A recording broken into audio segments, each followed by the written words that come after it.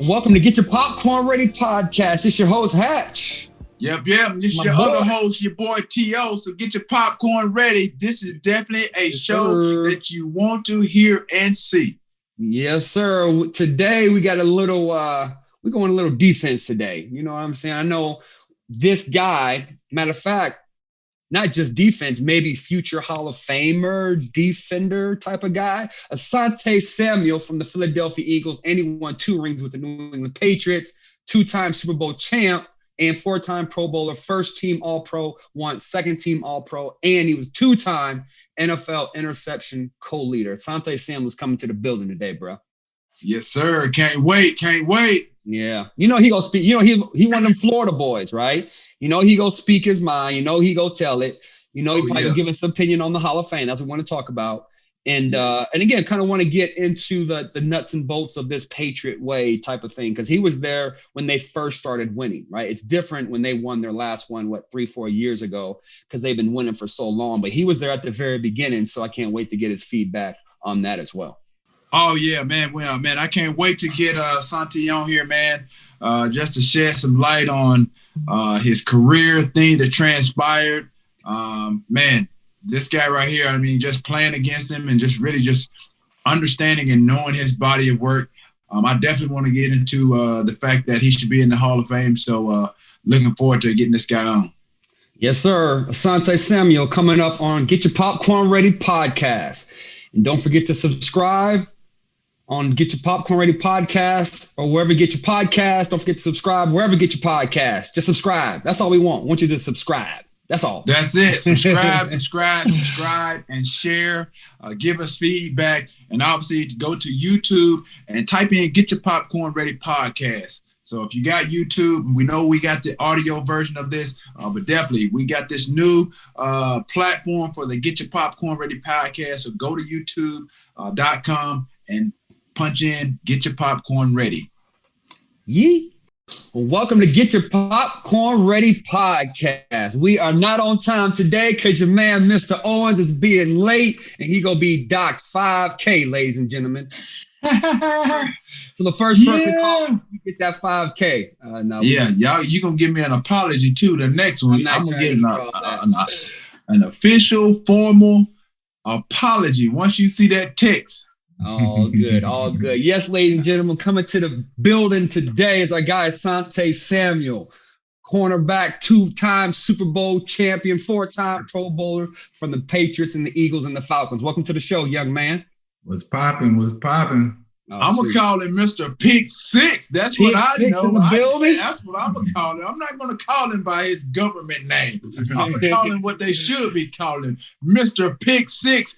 It should be AKA Hall of Famer. Oh, okay. We'll talk about that too. We go get into that, man. What you doing these days today? What you got going on, man? Man, you know, just a little bit of this, a little bit of that, staying out of the way, you know, enjoying the kids, you know. Yeah. So I know you got to say your junior is at Florida State, playing DB at Florida State. You getting him ready as well to take a shot at the league as well? Yeah, man. Yeah, you know, Got to get my hands on him a little bit. He up in Dallas right now as we speak. Good. Training. So, you know, it's exciting time. He's excited. I'm excited. Mm-hmm. Family's excited. Good. So is this, so your son, I know Patrick Surtain, his son played at Alabama. Is this going to be a similar situation where, you know, you're going to be, you know, right there rooting, right there every day, looking at the TV every time he plays? I know, because I went up to Alabama and I saw Patrick Surtain and I actually ran into him at the airport and I saw him and his wife. But is it weird in a sense, you know, having your son, you know, really try to follow in your footsteps? Because, you know, my son, he just now starting to really get into football or what have you. He didn't really have all the experience, like, you know, starting out like as a youngster, you know, wanting to play football throughout. But is it weird or is it a challenge, you know, to have your son really kind of following your footsteps, especially with the success that you've had? Well, I think first of all, it's exciting, you know, more than anything. It's exciting, and you know, it's a way of life down here, you know, in Florida. I mean, you know, if you ain't playing football, you kind of looking like you kind of weird down here. You know, that shouldn't be the narrative, but that's just how we grow up around here. You know what I mean? You got to get it how you live. This is our way out. You know, blah blah blah blah. This, but you know, if you see our text message stroll, you know what I mean? It's you know, every game, you know, this and that. This why you ain't get this pick. You know, this and that. So it's fun and exciting, but I never realized how much anxiety I had. Oh my Lord, freaking right. On rocks, like, oh my Lord, I got to go to the doc and all kinds of stuff. Man, Lord, have mercy. You be on pins and needles watching, huh? Pins and needles, man. The ball thrown over there, it don't even be thrown at him. It just went his way, like. Now, has been always like that, or is that just since he's gotten to college at Florida State? Well, I think it's more probably more that he got to college. And you know, he started off Little League. He played quarterback. We played the same Little League. I signed him up with the same a lot of the Leagues Vikings I played. And you know, it's funny for him. Well, good for him. He really had no bad plays throughout his whole high school year. So it's like he was like almost perfect. So he never even had the chance to deal with adversity or anything like that. So I think that was the main thing that I noticed for him that he didn't even notice. You know what I mean? Right. So again, with him not really having any bad plays, are you saying him almost being perfect? Was that a sign that you had someone special? Well, yeah, I think it was that too. I'm not really a biased person, but I looked at it like, okay, my son has the technique before anybody else. You know, if you have the technique down and understand reading the 3 steps and the move area and all that in high school, the game is going to be very easy to you in the high school, you know, especially if you're an athlete. But yeah, it did absolutely show me and tell me like, this kid is special. They say I'm the athlete, but he's a better athlete than me. I wasn't like this at his age, you know what I mean? So when did you start coaching him up though? Like, you know, because a lot of parents and like to listen to this show and they want to give their kids, you know, some pointers and stuff like that. People always like, when is the right time to start coaching them and like those minute details? So again, he got to high school and he was doing NFL stuff because that's what you taught him. But when did you start coaching up the details? Well, it's like a lifetime thing. It's like it's never one situation. You know, you hear him speaking stuff. You're gonna always hear him say, you know, he want to set his own path and this and that, and you know that's great and stuff like that. But it's a lifetime thing. You know, just you getting the instincts. I mean, we've been working out since he came out the womb. You know. Yeah. You know. The same type of thing I did. My mama signed me up early for football. I'm 4 years old. He's supposed to be 6. I'm crying. Same thing him. Signed him up early. He crying, running off. We out there. I got to throw him back out there. You know, I think, but once he got probably 11 and 12, and I started teaching him how to put his foot in the ground and a lot of it on speed and exposing. You know, I think those things kind of help put that foundation in them, you know, more advanced than a lot of other kids. Got it. Yep. Nice. So yes, you went to Boyd H. Anderson High School in Fort Lauderdale. And so like I said, that whole process when you were in high school, you played some quarterback. So you was a true athlete, right? So what was that transition? You played quarterback and DB, going to college to play DB only. Was there a transition there that you wanted to play quarterback, or you like, okay, I'm always a corner. I just play quarterback because I'm the best athlete on the high school team? Man, well, I thought I was a quarterback by heart, by nature, by destiny. Yeah. You couldn't tell me anything. I was Charlie Ward next. I was Charlie Ward. And the funny thing is, you know, I went to all black school and we got this white coach. Long story short is, you know, he was explaining to me, you 5'9", you run a 5 foot, 5 flat, you're slow.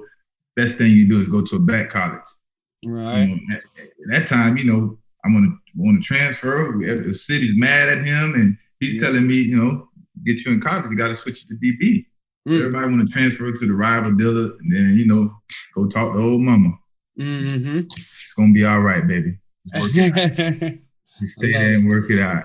And it's the best decision I ever had. But, you know, playing quarterback, I think it gave me an extra athleticism of rhythm to understand how to go get the ball and when to go get the ball and how to time it up and all that difference was a lot of other DBs can't time things up or you know different levels and stuff like that. So well, hence you sitting on all the routes, right? I mean, because see, that's the thing. It's not a sit; it's a technique. If you look at every break, I break 3 yards on top of a receiver. You know what I mean? So I never sit on nothing. You know what I mean? I'm reading technique, and that's the difference. If you break my film down and you understand technique, you'll see the big difference. You know what I mean?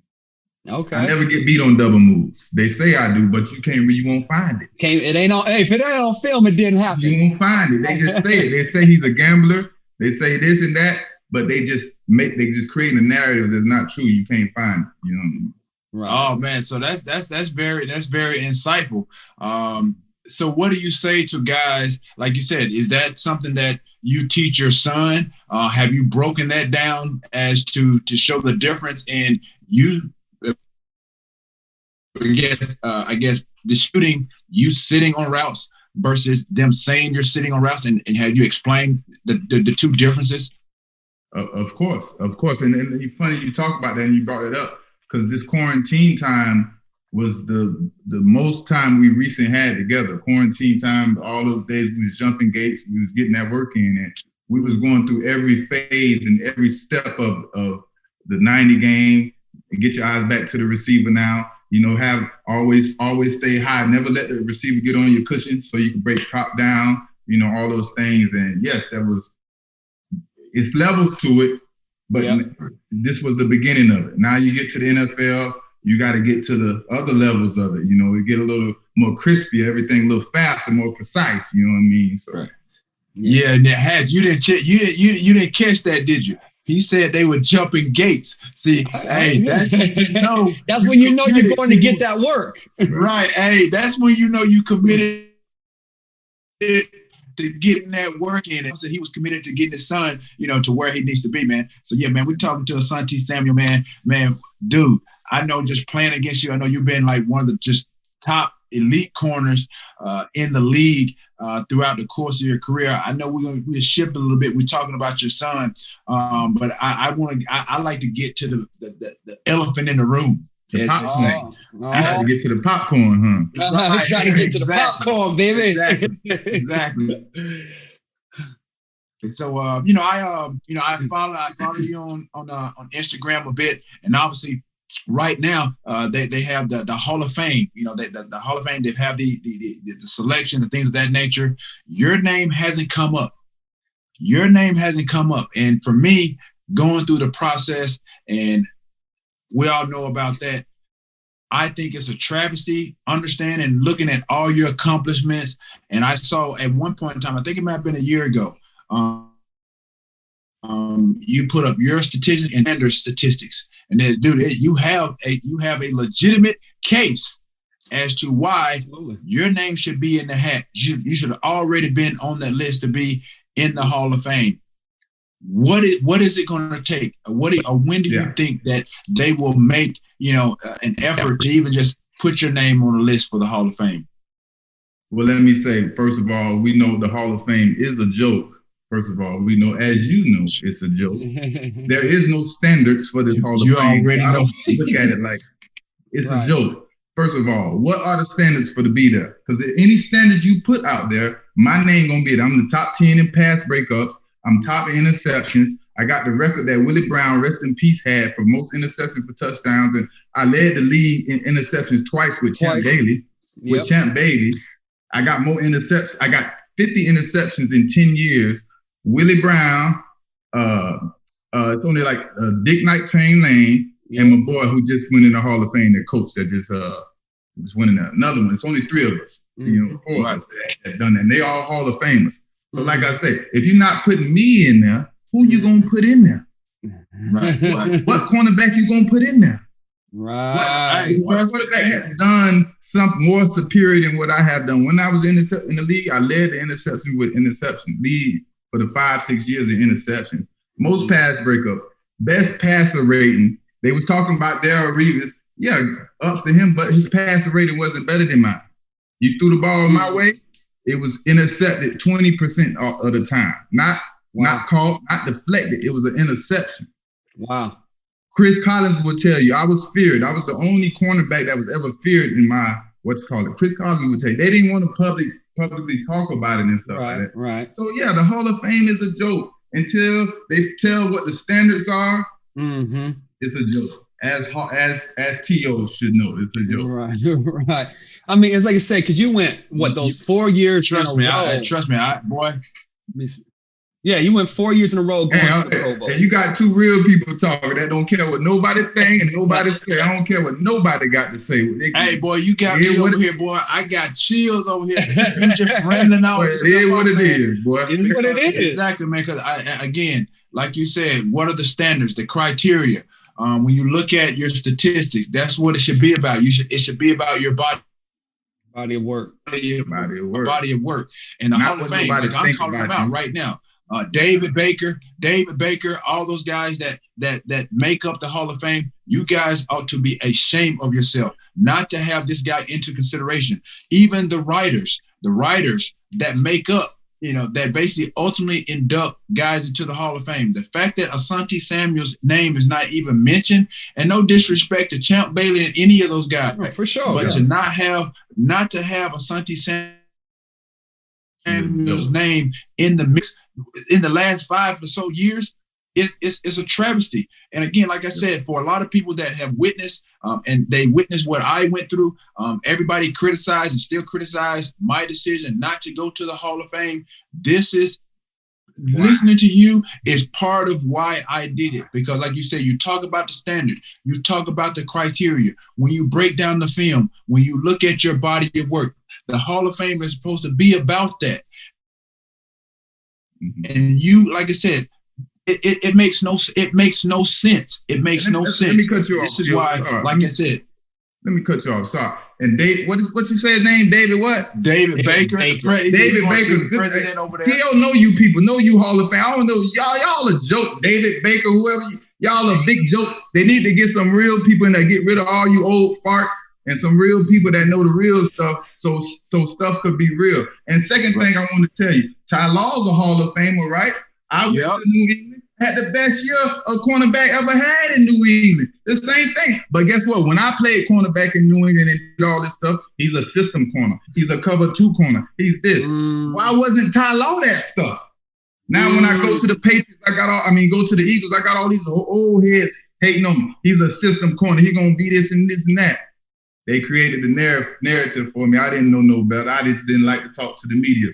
I should have probably said something. But David Baker, until you fix this, you a joke, David Baker. And you could call me. You could say whatever you want. You a joke. And I'm glad I know who you are. You're a joke. Just like that. So let me ask you this. Do you think that it is more of a personal liking of their criteria more than stats and numbers and what you did in the league? I think it's the Gil Braden or whatever. I'm bad with names. He said it on social media best. It's about the narrative. It's not about the truth. It's about the narrative. Let me give you an example. Not hating on nobody. Jalen Ramsey, first team All-Pro. Big ups to him. You know what I mean? But you got J.C. Jackson put crazy stats up this year. You got the guy from Green Bay. These guys it shouldn't just be that easy, because I've been a victim of that. And Champ will tell you that. Champ went to Pro Bowls and all that, barely played in the season. He tell me, yeah, man, I don't even know why I'm not even supposed to be here. But that's how. Yeah, players do that a lot. Once you're a top pick, you get all the media coverage. You get all the hype. Popularity.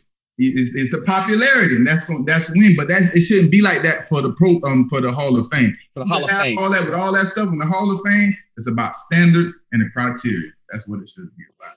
Yeah, and you're right. It is about like the PR person at that team giving that name to the media, say cover this guy, and give him this magazine and this ESPN coverage. So you're right. It has to do with that, just the narrative that the team wants to put out there. But at the same time, it's ridiculous how if you talk to the players, again, players always say, yeah, I didn't do nothing this year. I shouldn't have been into the Pro Bowl. They say that all the time. So they have to, the Hall of Fame, David Baker, NFL, whoever, you have to start listening, because that narrative is cracked.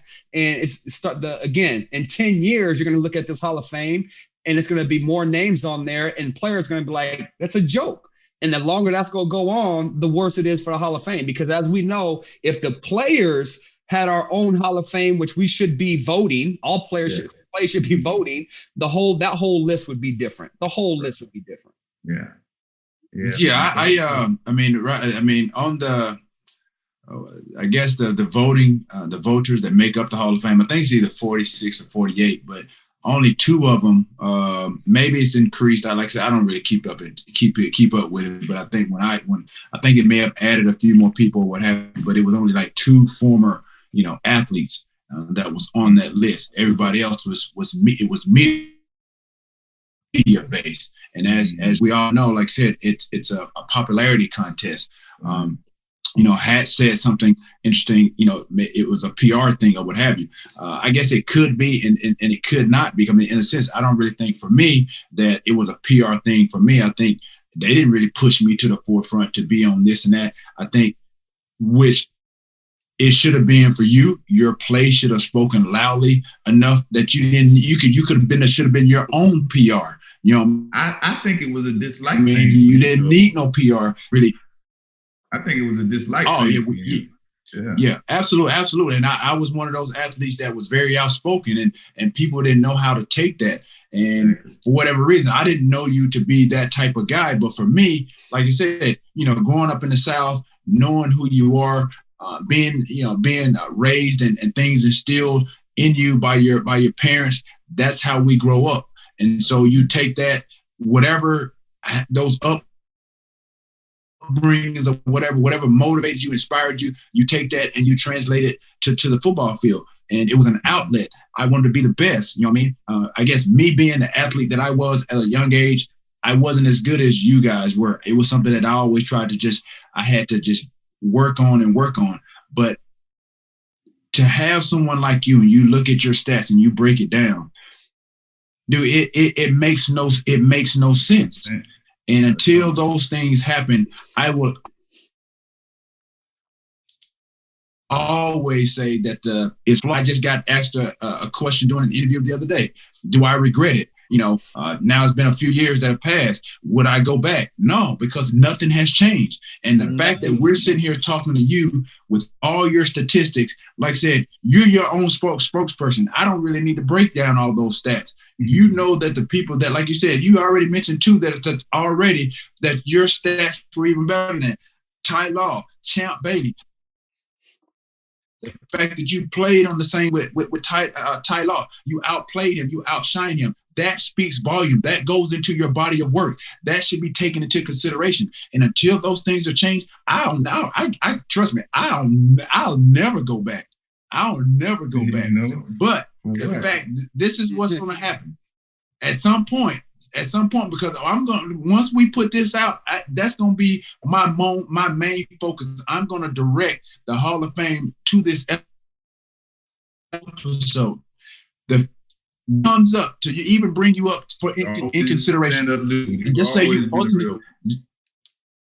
say you make it. Will you go? Knowing what you've gone through, the fact that your name hasn't even been brought up. Yeah. Will you go? Because I've talked to some other players, and I've talked to some white players too that I'm talking about players in position of power. They said to me personally that, yo, that was messed up. You first battle. They like, yo, when I'm up and they do me like that, they said, shit, I'm gonna do the same thing. And this was a white player that's playing right now. You definitely, and I'm glad you brought that up. It's definitely a big thought of mine. But it's a thing that you say we just alike, right? The one problem I would have, right? My mama passed away, right?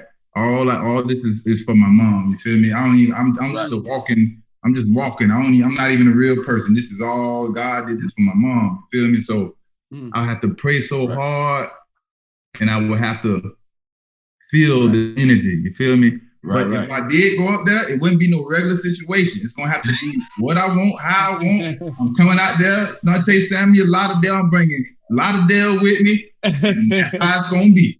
That's what it is. Hey, and I ain't gonna tell no lie, boy. The fact that you just said that, like you said, See, for me, like I said,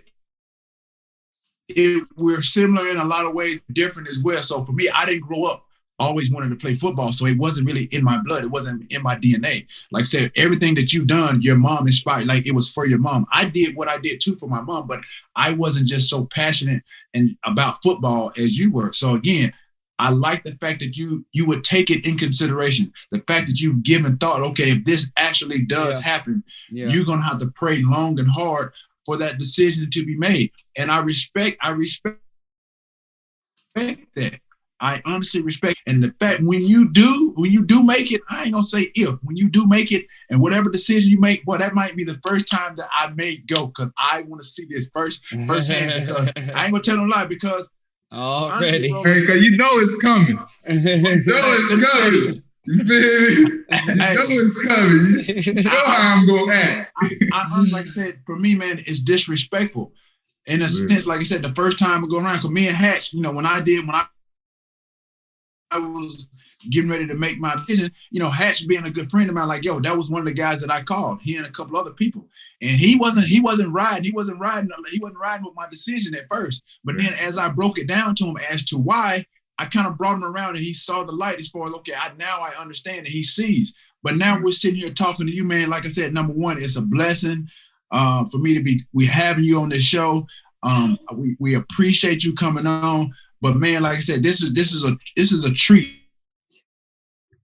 This is a thrill for me, and I want people to understand that this is what football players go through. And me being a Hall of Famer and someone in your caliber, understanding your stats, and I want all our listeners go look up this guy. Look up this guy. No, go to YouTube. Go to YouTube and look at the tape. Look at the tape. I dare you to look it up and compare me to your favorite corner. I dare you. Right. And you know another thing, that's the difference between me and you, T.O. We stand up people. We don't just fall for anything. You can't just tell us anything and just, but I don't care about your big organization. I don't care about none of that. That don't mean nothing to me. I'm Asante Samuel. I don't care about none of that. You feel me? So you ain't just, I don't just come where they come just because you said this and that. No, y'all better treat me with dignity and respect. You feel me? And that's how it's gonna go. Hey, one thing I don't be on social media or going crazy, but every team I went to, they'll tell you, don't play with that man. It wasn't a game. Play with him. Everywhere I went, don't play with him. It wasn't a game. It was not a game with Asante Samuel. They're talking to the 4-time Pro Bowler, 2-time World Super Bowl champ. And again, you seem like you like to be motivated, right? When somebody kind of rattles that cage, you ready. Like open the door, you ready. So in 2003, you were the 16th corner taken, right? 4th round. Like I say, you for sure didn't care. Like, I'm in the league, I'm a ball, right? But that means there's 15 other corners that are in front of you. Do you remember any type of motivation like this dude? Oh, he went here. I know I'm better than him. Give us some of those. Everything. Already. I thought I was going to be a first round pick, latest second round pick. Atlanta told me they was going to get me. New England was hot on me. It's still to this day, I want to know if I was a first round pick on their chart. I know I was, but they got me. Florence, Manning, Terrence Newman, my boy from Chicago, Peanut Tillman, all these people went in front of me, you know what I mean? And then, of course, that I'm built like that. I got a chip on my shoulder right now. I keep a chip on my shoulder. I'm built like that, you know what I mean? Right. So, I'm coming into the league, and boom, I'm going to get off. I come to the league with the chip on my shoulder, and we're gonna go to work. I go to college with the chip on my shoulder. Start from college, you know what I mean? But let's go a little bit deeper, right? It started. Well, that chip didn't start in college. The chip didn't, like you said, didn't start in the league. Where'd that chip come from then? It really, it kind of my dream was to.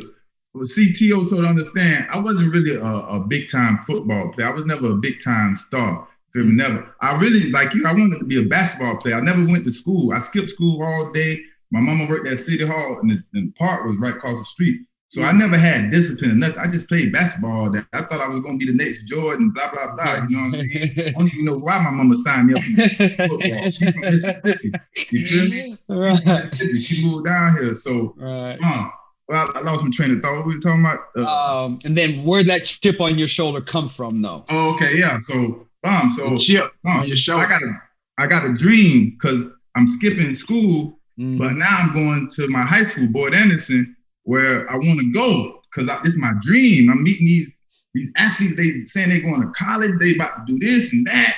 Yep. So this is where I learned how to do right from wrong. You know, this guy got kicked out of college because of this, and I'm like, oh, you got to get grades to play and all that. And I'm like, I ain't never finna do that. If I could give me an opportunity, I ain't never doing none of that stuff. These boys are stupid. They idiots to me. You feel me? How you gonna get kicked out of that opportunity?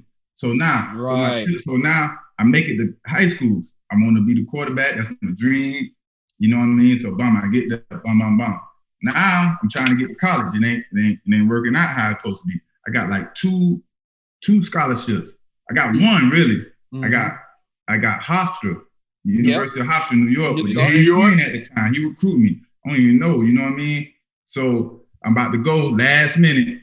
Coach Cox, the UCF, they give me a scholarship. Yep. So long story short, I think that's when the chips start. So I go to college. I don't even know why I'm like this. I'm just, But they got pass scale. They doing pass scale. Where they at? They coming to talk to me. They're like, what's up? I'm like, what's up? He's telling me, he introducing himself to me. And I'm from Lauderdale. I think different. I act different. Like, why are you talking to me? Hey, I'm like, who you? You what? You play safety? I'm gonna take your shit, nigga. You got me fucking. You're like, calm down. Hey, it hit me right there. Like, you ain't gotta act like that. He was like, I'm with you, brother. And that was the perfect meeting I needed right there to ease me up. What player was that? What player was that? His name was Tommy Shavers. He was a church guy, you feel me? Okay. But he had a rock full of goals. He from the crib. Yeah. So, you know, nigga, what you come out to me for? I'm gonna take your shit. You know, right. You know? But, you know, that's how that chip started. It was you. You had that you against the world mentality. Me against the world. I swear to God. You feel me? Yeah. I'm coming. You feel me? I love it. That's real. That's real. But again, because everybody creates that, throughout the process, especially athletes. Again, it's me against the world and, that whole process. But very few people can hang on to that. Obviously, you've hung on to it and it's on your shoulder right now, my guy. I see it right now through the Zoom. You know what I'm saying? So, but that's cool. Like I said, it's got you where you want to go. So again, that type of motivation you must have to get through this life, because we all know how rough this life is. Like, that's what it is. Like, I'm gonna wake up for something that's bigger than me, right? To prove that point. That DNA real too, man. Because my son, I be looking at my son like, y'all was telling me that's how I used to act out there. That was me. Yep, that's all you. That is all you. Oh man, that DNA for real, man. Yeah. Because like I said, we played against him. Like I said, at the Nike opening, and I remember when he was in high school, and again, he was just walking around like a little bulldog. We had them 6'3s and 6'4s out there. He ain't care. He jamming them all up. You punch him in the face, trying to choke him out. I'm like, this dude. It's not, because I don't call it attitude. I call that competitive spirit. Yeah. Because he's not like swinging like we in a fight. Like, he's trying to jam, but I all of a sudden, that the heel of your hand went up and got to that neck a little bit. You know what I'm saying? Just aggressive. He's super aggressive. But like I said, I like football. We like that for sure. So let's stay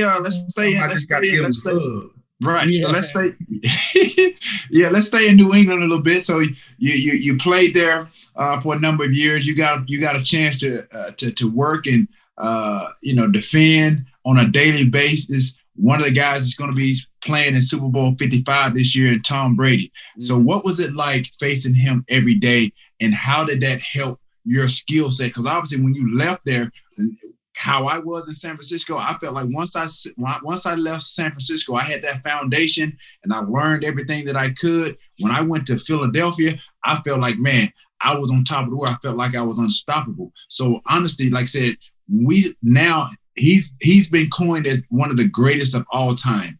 And you playing against and practicing, not playing, but practicing against one of the greatest of all time. Did that enhance, sharpen your skill set playing against guys like that and a guy like Tom Brady? And did you go to him and ask him, sorry about that. Did you go to him and even ask him like some of his reads or his techniques as far as what he's seeing the cornerbacks do to really help your game? Yeah, man. Like you said, if you follow me on social media, Tom was one of the biggest inspirations to me. Just to watch him work, want to win, the way he execute, just competing against him. And I think the funny thing about it is when I first get there, Ty Law and Tyrone Poole didn't practice at all. So they didn't practice in training camp at all. They just, I don't know the contract dispute, how it goes, whatever. So I'm taking all the first team reps. Me and Tom, we going at it, blow for blow, down for down. You will hear, you can pull it back up. I think our first preseason game, you'll hear Belichick say, I never seen a guy like this. I never seen a guy with this many interceptions in training camp in my life. You know what I mean? I had like 20, 25 or something like that. Wow. So what? Yeah. But it would tell you, me and Tom, we was going blow for blow. So the fact that I was going blow for blow with him and he was talking to me as if I was going to be the starter and like, what are you doing to get me? Man, it made me feel like, okay, I'm doing something right. I'm in it. He actually thought I was going to be the starter. You know what I mean? And then when awesome. 2 weeks before the game, they put Ty Law in there. And I kind of went up to Tom like, Tom, I ain't starting, man. I'm thinking he could do something. You know what I mean? Like, no way. Of course you are. You've been the starter. Life went on. You know what I mean? So I didn't understand that he's making $7 million. Yeah, it's the rookie. The business. Yeah, you're a rookie. It's the business of the NFL. But that goes to show you that's probably why they didn't. We had Ty Law on the show a couple weeks ago. Let's say shout out Ty. That's our guy. But that's my guy. The organization is saying we have our next Ty Law. We don't have to re-sign him for big money. We go put you on your rookie contract and let you win that. They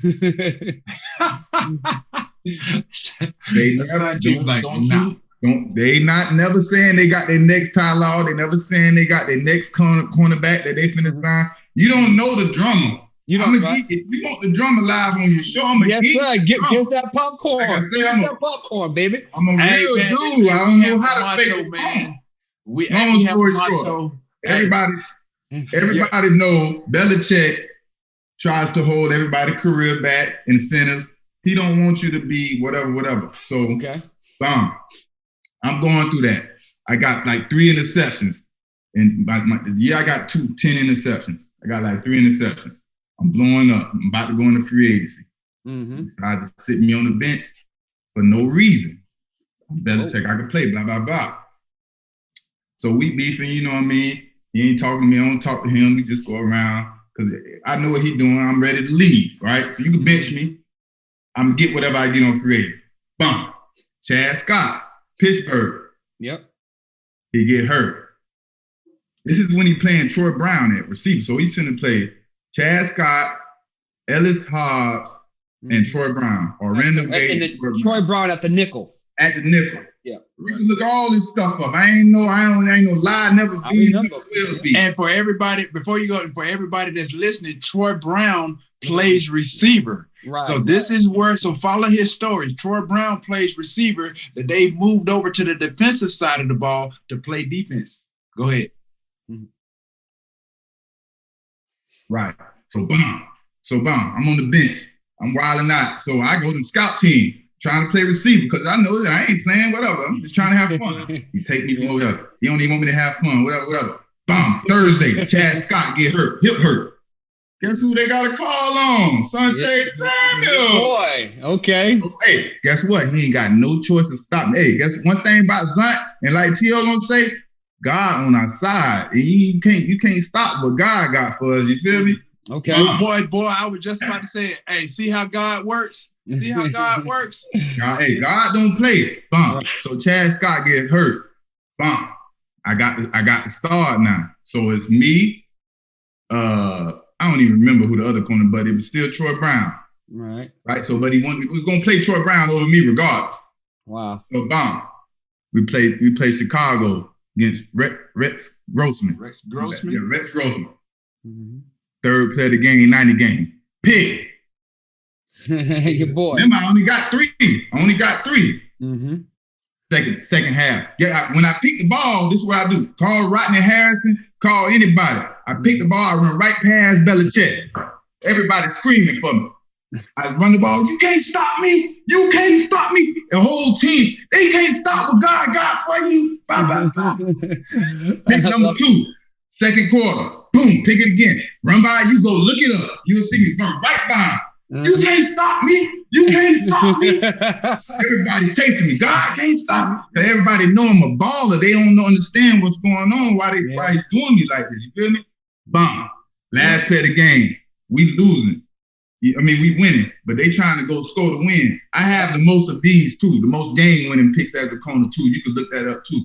Wow. I'm talking about not what a game where it's gonna keep going. The game pick is over. You feel me? I got the most of them. Go look that up too. Bomb. Okay. Last play of the game, they trying to win. Post. Pick. 3 picks. I got 6 for the season. This is when I end up with 10. Now you can't bitch me. You can't say nothing to me. Now what? Guess what though? After the season, I'm riding in my car. And it's all thinking, Patriots don't like me. We ain't got nothing to do with each other. Life goes on. Thank God y'all drafted me. I'm happy for the experience. Mm-hmm. I get a call from a block number. It's a block number. Oh yeah, Asante, blah, blah, blah. Yeah, we're gonna franchise it. I swear to God, tears came in my eyes. Why are you doing me like this? You don't even like me, man. Right. Why are you treating me like this, man? You don't let me go about my business. Why you know what? You can't even do nothing. Have Mr. Kraft call me. Another block call. Mr. Kraft, what's going on, man? Why you let me go, man? Blah, blah, blah. You always been my favorite player. No, blah, blah, blah, blah, blah, blah. They franchise me. I'm crying. You know what I mean? Now, that ain't the end of it. Right. I'm holding out. Real one now. Yeah. I don't want to hear nothing from nobody, no advice from my mama. I don't want to hear nothing from nobody. I'm doing what I do, how I do it. Because none of that nice shit, y'all don't understand who we dealing with. I don't want to hear no negotiating. They going to give me what I want or I ain't doing nothing. Right. They ain't talking about nothing. We ain't doing nothing. Guess what? 2 weeks before the game, I hop on the flight. Nobody don't know. My mama, my agent, tell them this and that. You send them anything, your ass fired, you out of here. We ain't telling them nothing. I'm on the plane, bomb. Man, somebody getting a little alert. Something like, I think Asante Samuel on the plane, so it's kind of getting out there. But I make it to the stadium. Man, I ain't got no contract now, man. I ain't got no contract. Right. Make it to the stadium, first person I see, Tom. Hey, Zach, what's up? I don't really want to talk to Tom. But got my way. Next person I see, Belichick. You ready to go run the condition? Run the condition? Man, step in your office. What you talking about? Condition, homie? Let's go talk. You know what, Belichick? Look here. I see you got this franchise for me. You feel me? Either you agree not to franchise me next year, I'm going to fuck this team up. You hear me? That's how this going to go. And I'm going to sign this paper and still get my guaranteed money. So either you're going to agree to this or I'm going to sign this and life going to go on. Mm-hmm. He say, leave out of my office. Had your agent call me at 2:00. And you was gone. And we gone and we get it worked out. And went and got your money. And we got the franchise. And they agreed not to franchise me next year based on like 60%. Boom. It was over. That's how it went. But why I gotta go through all. And I'm in his office telling him, at the time, he's secretly making like $10 million. Right. No reports getting it, but we know it. I'm like, you want your money to take care of your family? Right. Why can't you get mine? I want to take care of my family. Leave me alone. Like, this is how personal I'm getting with him. Like, feel me, dog. Like, you got a family to take. I got a family. Hey, wow. I don't know why you deal with other people. You ain't finna deal with me like this, though. You feel me? So, you gotta handle this. There ain't no telling what I might do. I ain't no telling what might happen. If I go, the whole building is going. Hey, so I got a whole lot of people depending on this shit. Right. So you kind of agree with like what goes on because this is back in 2007. You saying this is before this stuff's going on, but like with Deshaun Watson and like NBA players saying I want out and they going to find. So you kind of agree with what's going on right now in sports in 2020. Ain't nothing the same as dealing with the Patriots. All that other stuff is flimsy flaws. They can deal with the Patriots a whole nother issue. Man, I'm glad we're talking to you because I knew at some point, and you're not the only one. I heard Richard Seymour and all those guys have gone through it. My boy Adalius Thomas, he played over there. That organization is not as great as it seems. You know, when it comes to money, when it comes to about Tom. Let me. Why you speaking on that, T.O.? It's all about Tom, and that's the only reason they get away with it. You know, just bringing random players in there and able to win and this and that. But the one thing I'm mad at everybody about, because I've been doing this since I've been there. They came out with a newspaper article before a playoff game. I'm telling them they don't treat us right. They treat us like shit. Nobody wanted to speak up then. But then when we leave, I go to the Philly, and then I see like coaches and players and, white players and coaches. And I had to get up out of there. Son, that shit was terrible. Yeah, that was. Why y'all we could have did something? Why y'all ain't fighting back with me? You feel right, me? Right. So, you know what I mean? You was the only one on the hill fighting. And the big name like Grump has more exposure to it. You know what I mean? So that locker room is tough because again, if you're the only one fighting back and you got 52 other dudes, they might be thinking it, but they ain't saying nothing. Yeah, you fighting by yourself. Yeah, and that's how it was. I was an outcast. You feel me? Like, yeah, man. Well, shoot, hey, like I said, it all worked out. You went to Philly and got 4 Pro Bowls in a row, so that you definitely proved your point. You was balling. So. Hey, but I got to give one shout out, man, to my boy. Since we talking about New England, one shout out to my boy Rashae Caldwell. Rest in peace to my dog. Easy. R.I.P. When he came to New England, Belichick couldn't handle that.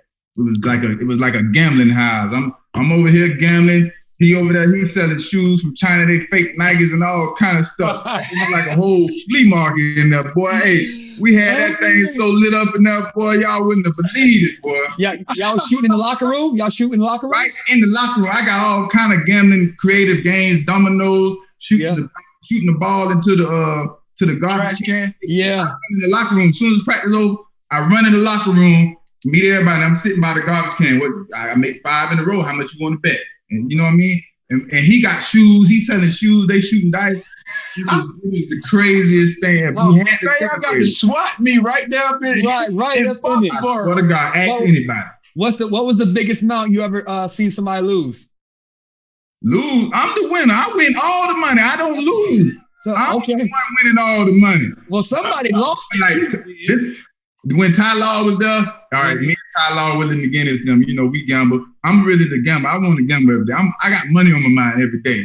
All day. So once they left, I'm the only one really winning the money, want to gamble. So I'm sitting, enticing everybody. I'm leaving out of meetings. Let's gamble. So, I hit 15 one day. One time I hit somebody for, was it 60? 60. Ooh. You know that Boo-Ray? What is it? Boo-Ray? Yo, Boo-Ray go up quick. That pot in the Boo-Ray. Hey, boy. I ain't never know how to play that game. That's a scary game right there. Hey, let me tell you something. Boo-Ray, bro, I done had people go out and buy a car the next day. Boo-Ray, boy, that game right there is no joke. Young man. I remember young man. Hey, in Dallas, bro, I ain't gonna tell you a lie. In Dallas, we played that, bro. The next day, somebody went and bought a Maserati and parked it right in front. Ooh. Yeah, that pot and Boo-Ray go up. Hey, that Boo-Ray is no joke. I believe it. No joke, boy. Hey, well, shoot. You got to get in where you fit in, though. Get in where you fit in, baby. Yeah, well, shoot, before we get you out of here, I want to say, give us your top 5 corners. Like I say, you study the game, you know the game, you know exactly who be doing what. And again, this might not be a numbers thing. So I want to get your perspective on your top 5 corners. You can be in there as well. It's not 1 through 5. It's just your top. You talking about forever? Forever. Forever ever of top 5. Okay, all right, Mom. You ready for this? Already. Your all-time top 5 corners. Dick Knight, Train Lane go number 1. Okay. And then I'm number 2. Okay. And then I'm going to put Dion. Okay. And then I kind of got a toss-up between Emmett Thomas and Champ Bailey. Okay. That was the other one. He got 50 picks in 10 years. Yeah, Emmett Thomas. Yeah. They just put him in the Hall of Fame. Yeah. So I'm gonna sub it out with them last 2, Emmett Thomas and Champ. Champ. Okay. Yeah, dog. So who are some of your, while he's processing that, who are some of your or presented challenges for you, some of your top receivers? See, that's another good subject for me. See, the receiver never mattered to me. It was see, if you had a great quarterback, then you was a great receiver to me. But if you got a quarterback with a slow winding up arm, I don't care how good your routes is. The better your routes is, the better it's gonna make it for me, because you running that thing so crisp. I love to break crisp. That thing coming on time. This is a match made in heaven, baby. You feel me? So you got the people like Tom Brady and Aaron Rodgers. You can't really. And then you got Roethlisberger. Those was my three people that made me the most challenging. Roethlisberger, he could pump fake like that, but still had a ball in his hand. Yeah. And there ain't no way to really defend that. You know what I mean? You're gonna kind of jump, you know, and so it was all about the quarterback for me, because I'm reading the quarterback. I'm always keeping leverage to see through the receiver to see the quarterback. Right. That's why. Yep. But to answer your question, it would be Marvin Harrison. Me and him used to go. I say we ended 50-50. We used to go. He caught me young too, so but we used to go ahead. But I picked Peyton Manning off 3 times. So basically, what this is the way I heard that, Tay. So if it's me and T.O. and we have Tom Brady, we're the same receiver. That's what I heard. My numbers would be comparable to T.O. if I had Tom Brady. Don't fall for it. That's all I heard. No, T. One difference. The difference is whoever faster, I'm gonna be scared.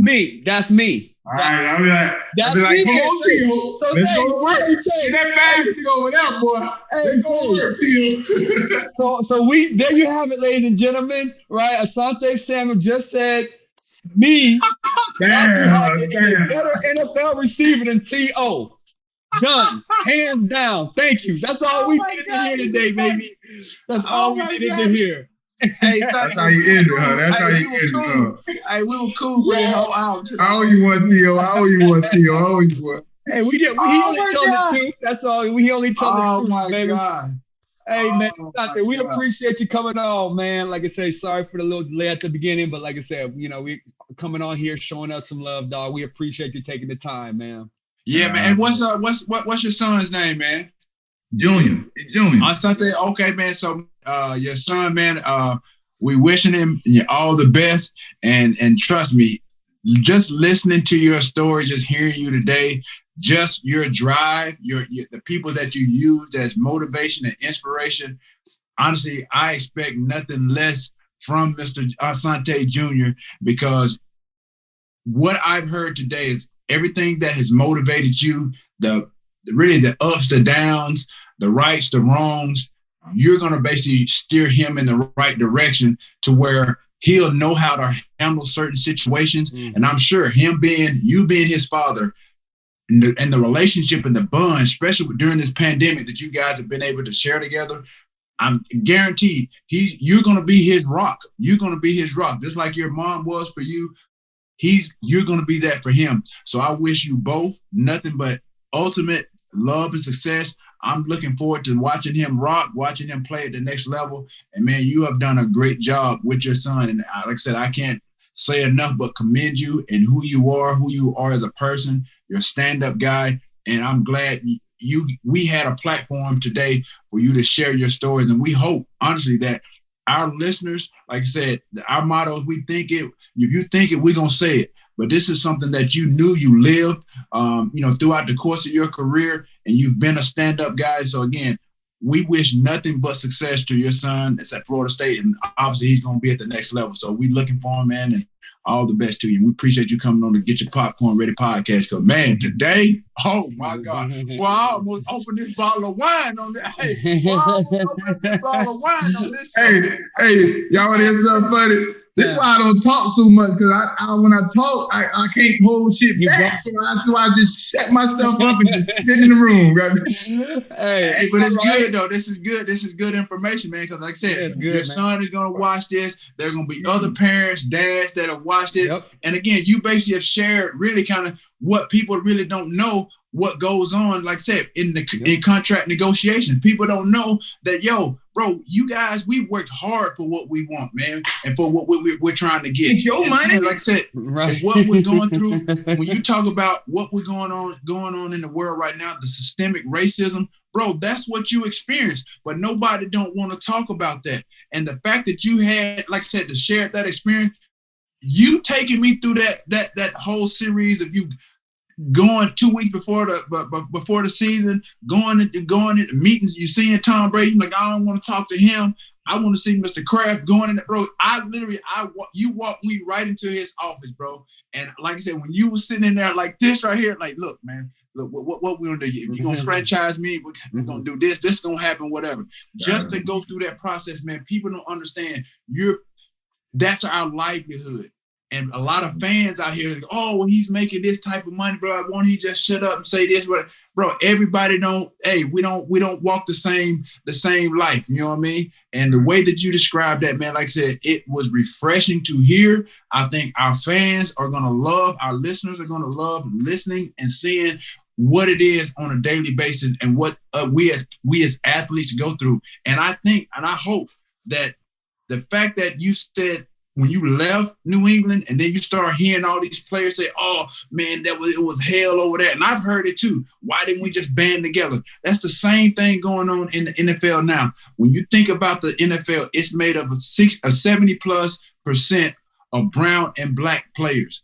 And these owners have these players thinking that we need them. Right. They need us in order for that league, for the NFL to survive. And until they get together, band together, and understand the power and the leverage that they have, it's just like the election this year. Look at how many black people came out and voted and changed the world. They even changed the black vote, changed some states from red to blue. So that's the same scenario in football. Band together and get what you want. Mm-hmm. There it is. Well, there you have it, ladies and gentlemen. You know, I ain't never had nothing but love and respect for you, brother. I've always watched you, brother. Nothing but love. I appreciate it, man. And trust me, it was a joy playing against you, man. And again, like I said, you've always been one of those top corners. Like I said, we know who the top corners are. Just like when you guys do your defensive schemes and defensive tendencies, and you have upcoming games, you know who the top receivers are. Trust me, your name, like I said, bro, your stats speak for itself. I guarantee you, if you just put stats and no names, I would be a Hall of Famer, like he just that's all needs to be said. Yes, sir. Take the names off, and put the stats by all the greats that all the DBs and the corners that are the cornerbacks that are in the Hall of Fame right now. Take the names off. No, forget the Hall of Fame. There you go. I guarantee it's in the NFL. Forget the Hall of Fame. It's who's in the NFL. Take them jerseys, take them names off the back of jerseys of guys in the NFL. It's a whole different game for sure. For sure. Hey man, but like I said, I'm strongly considering it. You mess around and get in that when you get in that Hall of Fame, that might be the first time that Hey, after I pray, I'm calling to consult with you. No doubt. There it is. You heard it first here on Getcha Popcorn Ready podcast with Asante Samuel. Appreciate you, brother. All right, y'all boys bees. Already. All right, peace. Good looking out. Appreciate it. There you have it, ladies and gentlemen. That's how we keep it real on GPR, baby. Man, let me tell you something. That's how you keep it real. You've joked a couple of times about, thinking I'm drinking early in the morning. After this show right here, whoa, I might have to crack open this bottle right here. This bottle, that little vino right here, boy. Hey, dog, man. Hey, Asante, we appreciate you coming on, keeping it real with us. Again, like I said, we're always trying to make sure that the narrative out there regarding special professional athletes is not all what you guys have heard in the last 20 to 30 years, right? There's things that go on in professional sports. Well, we want it to come straight from the players' ears to you got to the fans, from the players' mouths to the fans' ears. We want you guys to hear it. And he kept it real for us today, and we appreciate that. And again, this is what goes on in our business. Yeah, and I think what's so unique and what is so good about us, I mean, part of our mantra, of the Get Your Popcorn Ready podcast, is that we, from me and myself and Hatch, we'll tell you, if we think it, we're going to say it. And as Hatch said, it gives it a different feel when it comes from the actual people themselves. So as Hatch said, we're not hearing it from his ears, but we're hearing it from their mouths. So this is, but all jokes aside, now this was really refreshing for us to have him on, because again, it's one thing to kind of hear it from someone else and people to kind of maybe piggyback, and then they're listening to hearing stories, and then you kind of persuaded to say this or that, but there's no persuasion when it's coming from the horse's mouth. And honestly, to have him on, he was the best guest for Get Your Popcorn Ready podcast, because honestly, me listening to him, I almost went off set for a couple of times and went to go pop me some popcorn because he had it popping up in here today. Hey, Tay, you might need to be a storyteller, because I was paying attention. I was turning the pages as was talking, like I was reading a good book or a good script. You know what I'm saying? So again, we appreciate him coming on. Let's get into his 3 and out, which we talk about 3 things that we're taking away from the show that we want to kind of pinpoint and share to the audience. Man, and he has so much. I mean,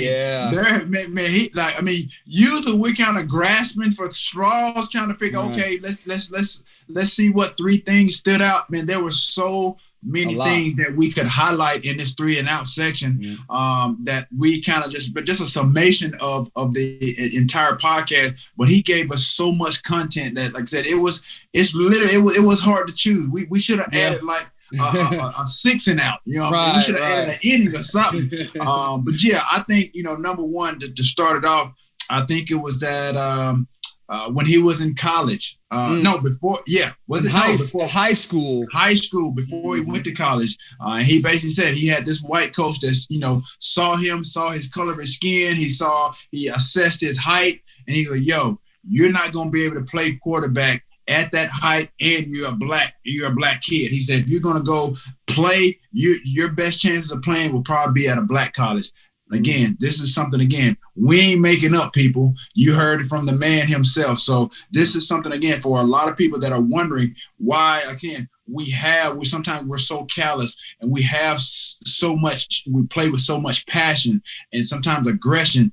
Things that we've heard growing up is what triggers and what makes us who we are. And again, that was one of those things, because I think, I've never really experienced or had anybody say anything like that to me. But again, as a kid out of high school, that sometimes that has to be discouraging for someone to say, okay, you can't do this because of this. Yeah. Well, you're talking to someone, I went to Langston University, a black college, and I played quarterback when I got there. So that path is like, it's different if somebody's telling you that's the only thing you can do, or if they're telling you, this is your only option. Like, no, I have more options. And of course, he showed that he had more options. He went to a major Division I school, UCF, then made it to the league from there. So I'm glad he didn't take that advice, and he kind of did his own thing. And of course, it all ended up with him having a very successful NFL career.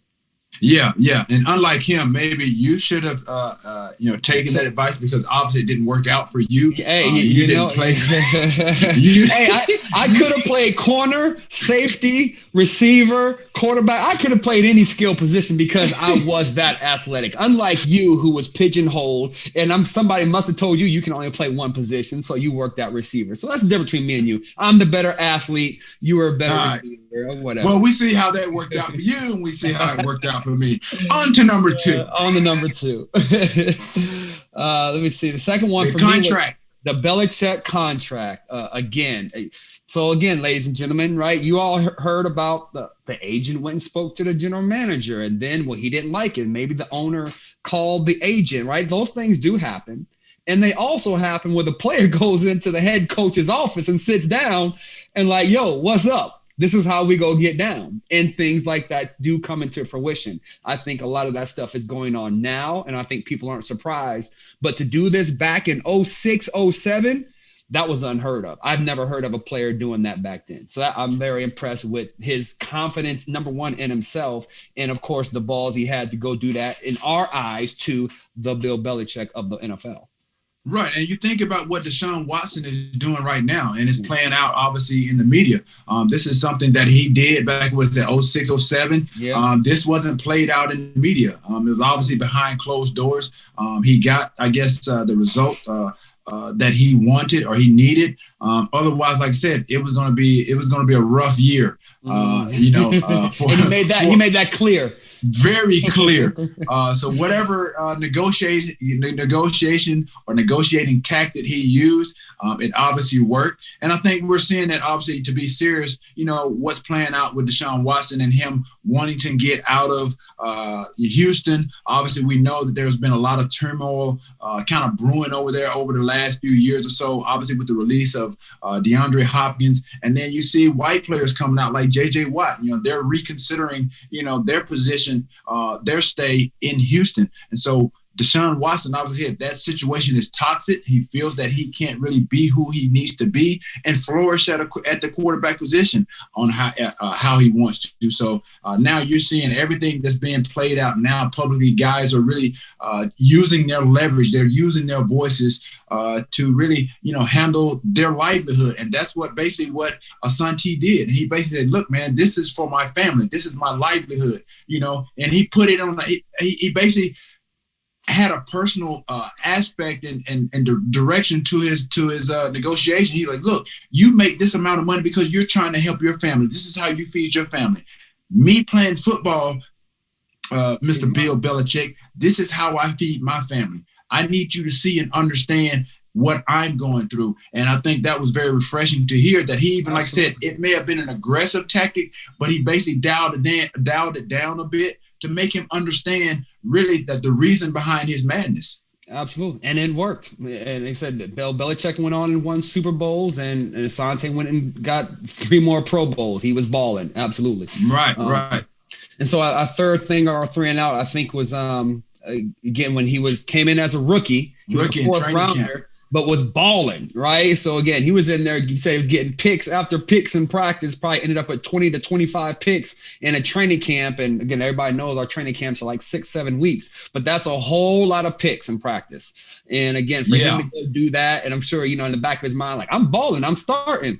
And then to get to week 1, and like, Ty Law comes over here, sit down, young fella, let me go ahead and show you how this is done. I'm sure it didn't stop him from growing as a DB, obviously, or as a player. But again, it gave him a different perspective on what the NFL was about.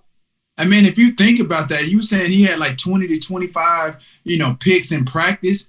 Just, you got to think about this. I think when I hear that, and then I really think about who he was getting picks against, that's Tom Brady. The Tom Brady. Go, except for mine, Tom Brady. So again, you got to think about, when you talk about, you hear the scripture about iron sharpening iron. Yep. That's what this scenario reminds me of, because I'm sure, Tom Brady, obviously he took a lot from him throwing against him, reading against him in practices. And again, you think about what that did to his game, as well. Tom is obviously talented, but again, to go against somebody like him, especially as a rookie, and him playing well beyond rookie years, I'm sure it had to be a little bit humbling for Tom. Obviously, like I said, I'm sure, I don't know what percentage of the interceptions that he had against Tom, but the fact that he had 25, oh man, that's and let me give you all another perspective on an NFL practice. We'll have, let's say, 15 plays of Pascal. From the offensive point of view, out of those 15 plays on Pascal, we complete normally 14 to 13. Like we're completing almost every play. It's scripted, and we're completing because that's what we're supposed to do, right? Even and when we get to one-on-ones, the ball is probably completed to the receiver 90% of the time because of the spacing, and it's one-on-ones. And then team is the same way. It's scripted. So out of 20 plays of team, that's 8 to 10 are passes, and I'd say again 90% of those are completed to the receiver. So for him to come in and have that many interceptions, it's truly amazing. So he was doing his thing as a young player, sure. So but man, we appreciate Asante, man, just keeping it a buck, like they say. It was no cap. like they say, and he kept it 100. He kept it real. And I think that's what draws a lot of people to our podcast. Not only is it because of my handsome face, but it's because of the content. Yeah. It's because of the content that we're bringing everybody, and we appreciate everybody honestly tuning in. But we want to bring you more guests, like Asante. Not all of them going to be that way. They're not going to be as colorful, but this is refreshing. This is why we wanted to do this podcast, because we want to give our viewers and the listeners and the fans, an inside look of what it's like to be a football player. Like I said, all our guests aren't athletes or what have you, but these are some of the behind the scenes that you never really get to hear about or you get to see. So it was very, very, very, very refreshing, for Asante to come on and really just share, kind of what his career was like. And for me, I'm like you, Hatch. I'm in awe. I'm kind of pulling myself. I'm getting closer to the screen. I'm like, man, this is juicy. This story is getting good, right? Yeah. Already. Yeah, we appreciate you, brother. Again, 2-time Super Bowl champ, 4-time Pro Bowler, Asante Samuel. And I was dead serious, man. I'm dead serious. If he goes, man, like I said, I'm sure that's something. Like I said, people told me to do the same thing, and I took it upon myself too. I didn't need somebody to tell me about it, but that was the advice that you and other guys that gave me, man, pray about it, pray on it. You know what I mean? Yeah. Maybe you have a change of heart. Doug, along with yourself, he was one of the guys that I talked to before making my ultimate decision not to go. He goes, man, just think about it.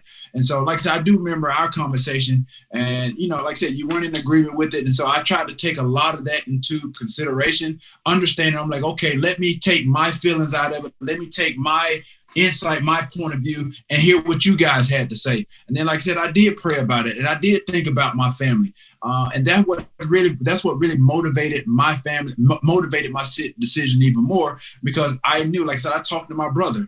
I knew me growing up and understanding what I did to become the player that I did, and honestly, it had nothing to do with the writers, and now they hold my fate in their hands or on their pen.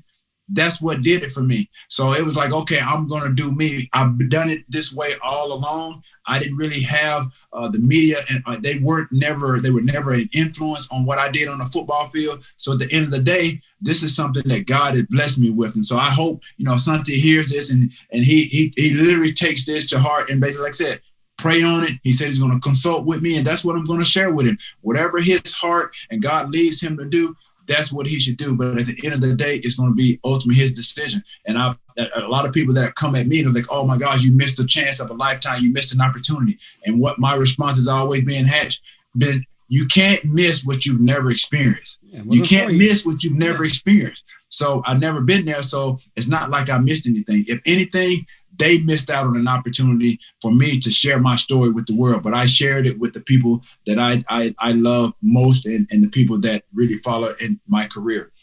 There it is, ladies and gentlemen, on Getcha Popcorn Ready podcast.